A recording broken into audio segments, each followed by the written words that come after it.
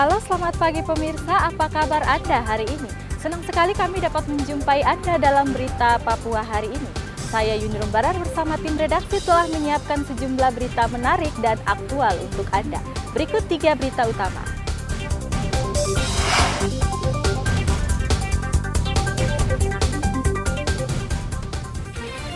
Diduga korsleting listrik, sebuah rumah toko di Merauke terbakar.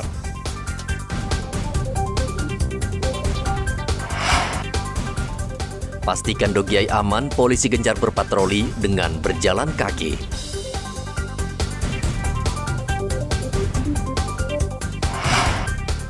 Tiga pencuri motor di Timika diringkus polisi.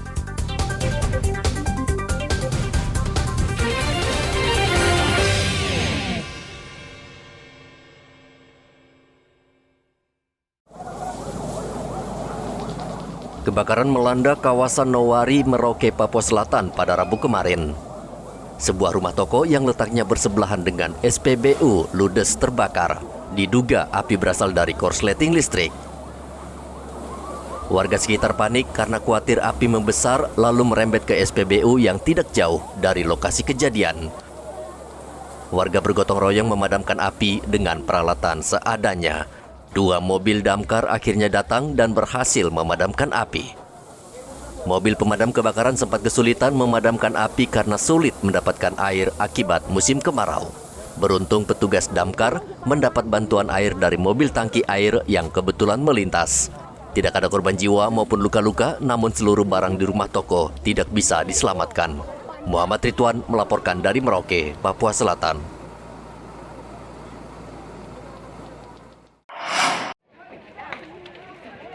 Kebakaran juga terjadi di Pulau Dom, Kota Sorong, Papua Barat pada Rabu kemarin. Kobaran api melumat seluruh bangunan. Warga bersama anggota Polri berusaha memadamkan api agar tidak merembet ke bangunan lain. Kebakaran terjadi pada pukul 6 pagi ketika warga hendak beraktivitas. Tidak ada korban jiwa maupun luka-luka dalam kejadian ini, namun api menghanguskan seluruh bangunan yang dihuni 15 keluarga. Berhasil dipadamkan sekitar kurang lebih 2 jam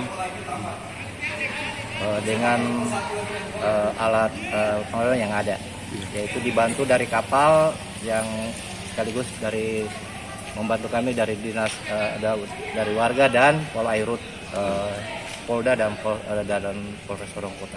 Untuk sementara tidak ada korban jiwa, hanya korban material. Jadi korban material itu kan rumah ini gudang, jadi itu disekap-sekap di dalam per kamar-kamar. Nah, jadi artinya ada berapa? 15 kepala rumah tangga di dalam. Dan ada yang jualan kios-kios, ada 2 penjual nasi, semua segala macam penjualnya itu. Jadi sekitar kerugian materialnya diperkirakan kurang lebih 500 juta. Kendati dengan peralatan seadanya, api akhirnya bisa dipadamkan. Untuk membantu para korban, petugas mendirikan posko sementara yang letaknya beberapa ratus meter dari lokasi kejadian. Polisi masih menyelidiki penyebab kebakaran, namun diduga disebabkan korsleting listrik. Topan melaporkan dari Sorong, Papua Barat.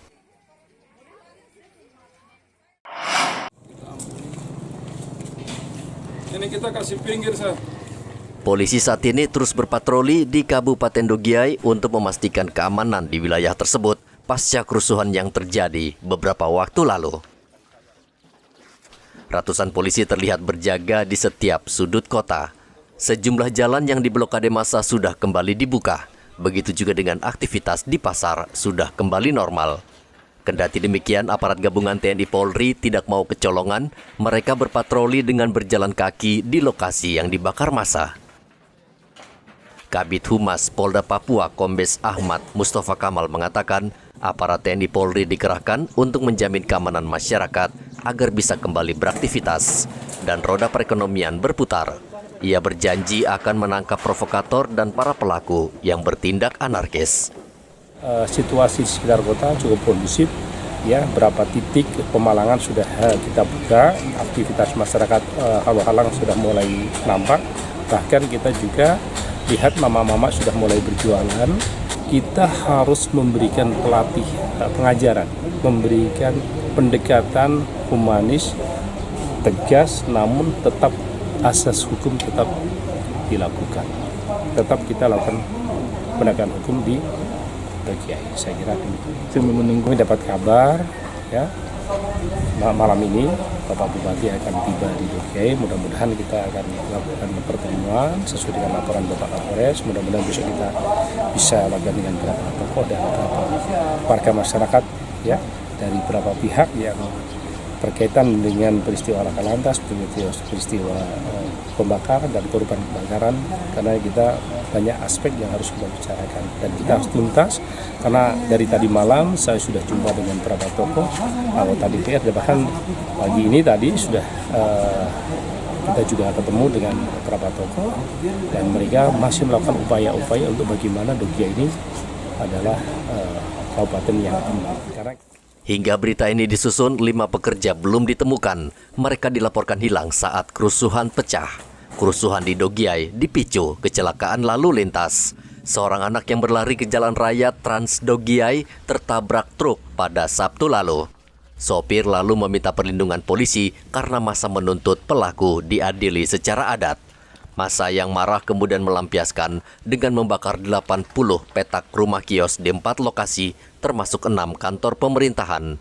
Hendra melaporkan dari Dogiay, Papua Tengah.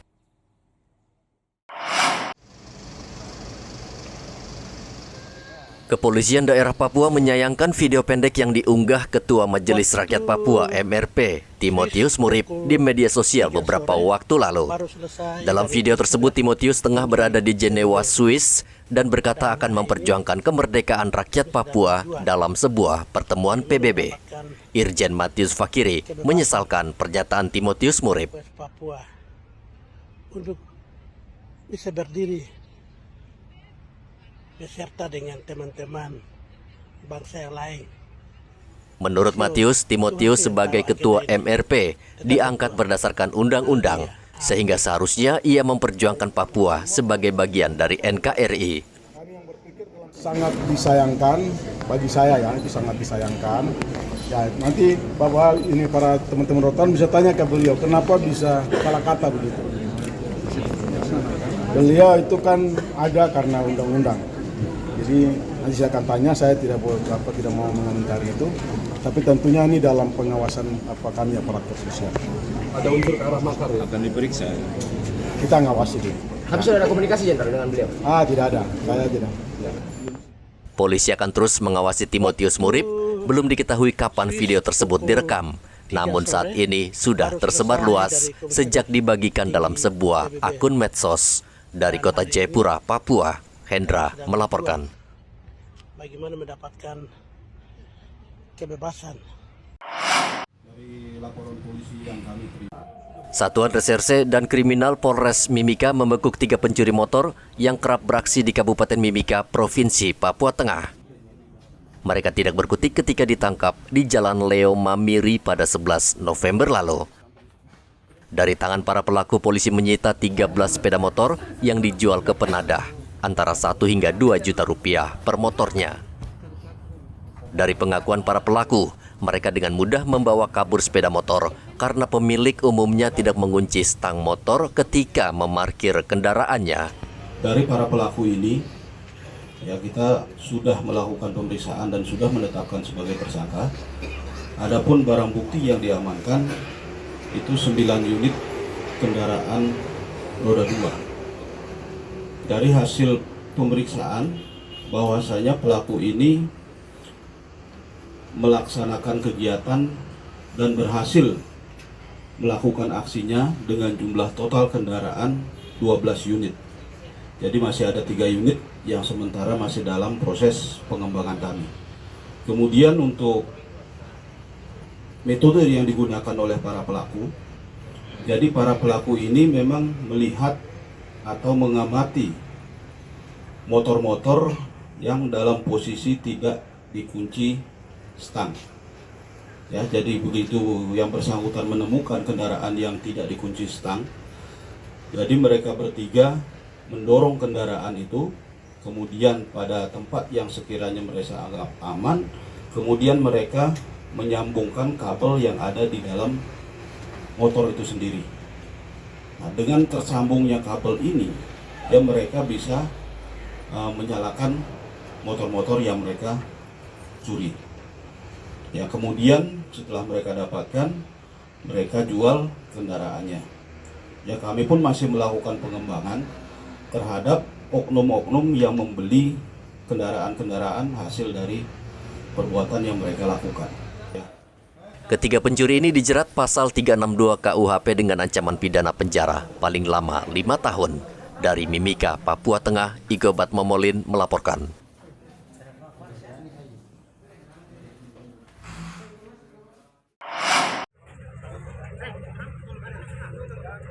Kapal motor Mutiara Joni 7 yang sempat dilaporkan hilang kontak akhirnya ditemukan di Laut Dobo, Mimika. Sebelumnya, kapal Mutiara Joni berlayar dari Merauke tujuan Bontang pada tanggal 9 November lalu. Rencananya kapal singgah di Dobo untuk mengisi bahan bakar pada 11 November lalu, namun di tengah perjalanan ke Dobo mesin kapal rusak, sehingga kapal terombang-ambing dan tidak bisa melanjutkan pelayaran. Tim SAR Timika berkoordinasi dengan tim SAR Ambon dan Dobo melacak keberadaan kapal Mutiara Joni 7. Dan akhirnya kapal berhasil ditemukan Selasa lalu. Seluruh ABK dinyatakan selamat dan langsung dievakuasi ke Kabupaten Dobo. Saya, Kapten Pilot Mutiara Joni 9, berterima kasih kepada tim. Terima kasih kepada tim SAR karena telah menemukan kami di kepulauan di Laut Aru. Dan selanjutnya kru yang sedang dalam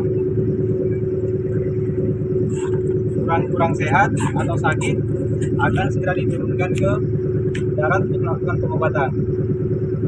Dan saya selaku nahkoda akan mencari bantuan ke darat mengikuti tim SAR. Seluruh ABK saat ini dalam kondisi sehat dan kapal Mutiara Joni 7 kemudian ditarik dari Laut Dobo ke dermaga Dobo untuk diperbaiki. Dari Mimika, Papua Tengah, Igobat Momolin melaporkan.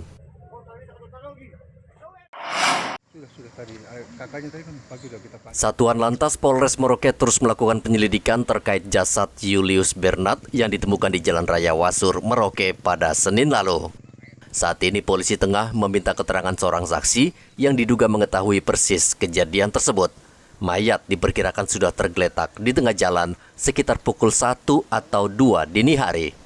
Jadi kita sudah buatkan laporan polisi laka lantas karena berdasarkan saksi mata yang kita sudah wawancarai bahwasannya dia melihat korban itu pada pukul 02.00 sudah tergeletak di jalan tetapi posisinya masih menghadap ke kiri dan dipastikan sama saksi mata ini bahwasannya pada pukul 2 tadi itu belum ada darah dan pada pukul 5 ditemukan oleh warga yang setelah selesai sholat itu bahwasannya warga sudah posisi telentang dan sudah ada darah dan berdasarkan hasil kita lihat bahwasannya ada goresan ataupun bekas seretan di dada ya kita duga bahwasannya itu kemungkinan tabrak oleh kendaraan roda 4 yang dari arah Sota turun ke kota.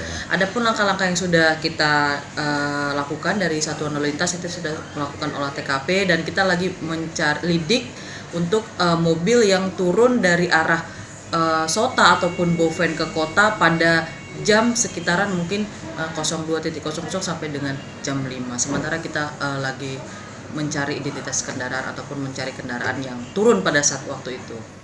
Polisi sebelumnya menyimpulkan Julius Bernard merupakan korban tabrak lari karena di tubuhnya tidak ditemukan luka akibat penganiayaan, tetapi akibat benturan benda keras. Julius diduga mabuk berat lalu tanpa sadar menanggalkan seluruh pakaian dan celana yang dikenakan. Ia lalu berdiri di tengah jalan dan ditabrak kendaraan yang melintas dengan kecepatan tinggi. Satuan Lantas Polres Merauke saat ini masih mencari pelaku yang menabrak Julius. Jalan raya di Kampung Wasur merupakan jalur padat dan banyak kendaraan yang melintas dengan kecepatan tinggi. Muhammad Ridwan melaporkan dari Merauke, Papua Selatan. Seorang pengendara sepeda motor di Merauke Senin kemarin tewas di Jalan Semangga setelah sepeda motor yang dikemudikannya secara ugal-ugalan tertabrak truk. Saksi mengatakan pengendara memacu kendaraan dengan kecepatan tinggi, namun rem ternyata tidak berfungsi dengan baik, sehingga pengemudi panik lalu motor menabrak truk yang sedang melintas di sebelah kanan. Roda 2 ini melaju keluar dari arah gang kecil dengan kecepatan tinggi dan remnya juga ternyata daripada kendaraan tersebut tidak berfungsi dengan baik, sehingga ada roda 6 ataupun truk yang lewat dia tabrak dan korban terlempar jauh dan meninggal di tempat. Maka daripada itu kami menghimbau kepada masyarakat yang ada di Kabupaten Merauke tetap patuhin aturan rambu-rambu lalu lintas dan terutama kurangilah kecepatan pada saat berkendara, karena memang rata-rata kecelakaan yang fatal itu diakibatkan dikarenakan kecepatan kendaraan yang sangat tinggi. Dan yang kedua, tidak menggunakan helm. Apabila mungkin pengendara tersebut menggunakan helm, masih bisa melindungi kepala sehingga tidak terlalu membenturkan kepala dengan aspal dengan sangat-sangat yang membuat fatalitas kecelakaan. Polisi langsung melakukan penyelidikan di lokasi kejadian dan meminta keterangan dari warga sekitar. Sementara jasad korban langsung dibawa ke rumah sakit. Muhammad Ridwan melaporkan dari Merauke, Papua Selatan. Pemprov Papua Selatan akan membenahi Bandara Mopah Merauke setelah Merauke ditetapkan menjadi ibu kota Provinsi Papua Selatan. Dengan perubahan status menjadi provinsi, lalu lintas penerbangan di Bandara Mopah diperkirakan akan meningkat, sehingga dibutuhkan perbaikan dan pembangunan fasilitas untuk menampung volume penumpang. Pemprov Papua Selatan sudah membicarakan hal tersebut dengan Kementerian Perhubungan yang akan memberikan pelayanan terbaik bagi penumpang. Karena kita sudah jadi provinsi, jadi mau tidak mau fasilitas Bandara Merauke harus setara provinsi. Misalnya Pak Menteri memberikan respon positif untuk 2023. Mudah-mudahan puji Tuhan insya Allah Garbarata sudah bisa dibangun. Beliau setuju untuk 2 Garbarata biar penumpang Merauke-nya bisa turun dari pesawat lewat Garbarata. Lalu juga saya menyampaikan tentang apron, parkir, bahkan mungkin taxiway, supaya kalau pesawat landing melalui taxiway tidak lagi lewat runway begitu. Ini juga saya sampaikan ke Pak Menteri dan Pak Menteri sangat setuju. Juga tentang air flight lighting system, lampu dan lain-lain, khusus tentang fasilitas bandara.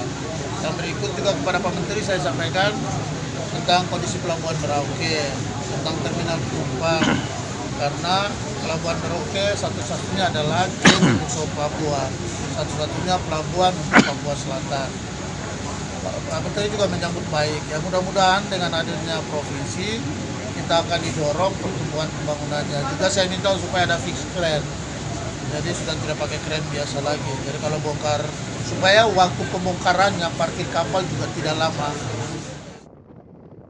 Bandara Mopah saat ini sedang dalam proses pembangunan. Saat ini tengah dibangun terminal dan apron tambahan serta gudang kargo dan infrastruktur lainnya.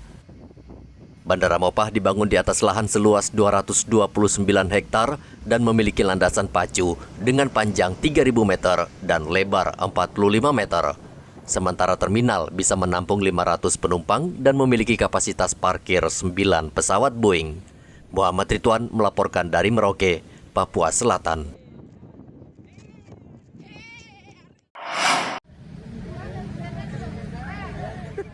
Ada yang unik di sejumlah jalan di kota Sorong. 3 tokoh komik Marvel, Spider-Man ini ikut turun ke jalan menemani petugas polisi Satuan Lalu Lintas Polres Sorong Kota mengatur lalu lintas. Penampilan 3 Spider-Man ini tentu menarik perhatian pengendara lalu lintas, khususnya anak-anak.